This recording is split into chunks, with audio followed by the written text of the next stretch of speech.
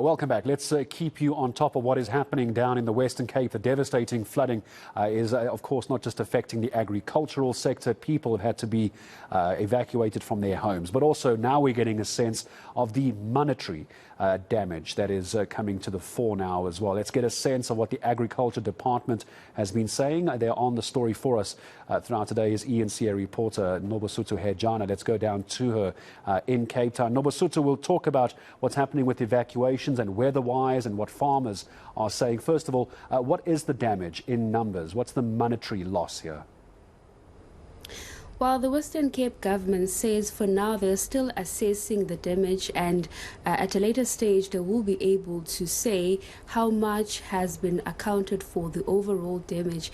At the moment, the Infrastructure Department says it can't monitorize how much has been lost because they are still doing those assessments. They're still ongoing. We do know that in Citrusdal they are currently working in reopening a road there following the road collapse, what we've seen over the past few days.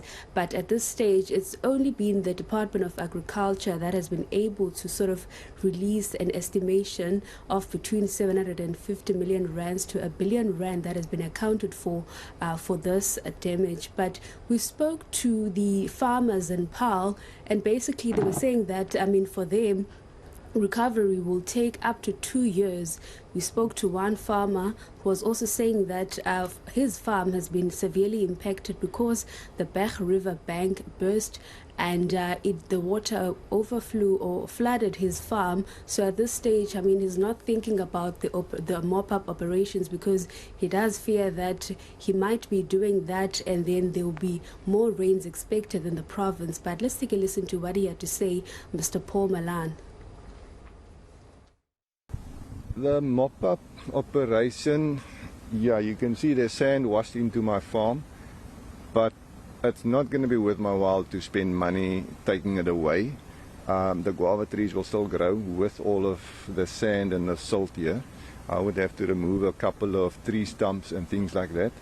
But also, you're not allowed to just work on your river without permission. There's lots of forms that need to be filled in, photos need to be taken before the time, and afterwards you've got to submit again photos, etc. of what you did. So it's not an easy process, even if you wanted to, and if you had the finances to do it in the first place, you're not allowed to, according to the law. So a fair amount of pessimism as far as the red tape that needs to be followed in order for him to be able to get his farm back to the way it was. But now, Nobesuthu, the trail of destruction that these floods have created to infrastructure, there's been talk for a while about the provincial government getting external funding and assistance. Where are we on that?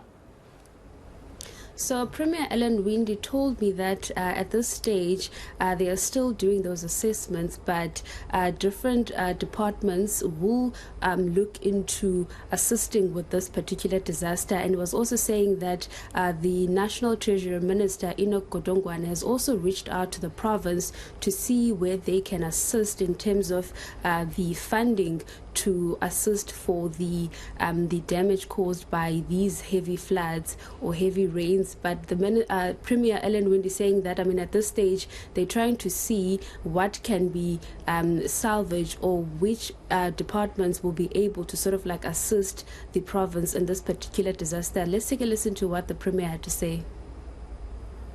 Obviously, initially what we do is in the departments, they have already made decisions to direct funding towards this. For example, in the infrastructure department, you would have seen all of the big vehicles that have gone to the flood areas, the digger loaders and the bulldozers and things.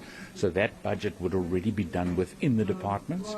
Once we've done the assessment, then we'll have a look at what level of disaster declaration will take place, and then there will be an approach to National Treasury to the disaster funding.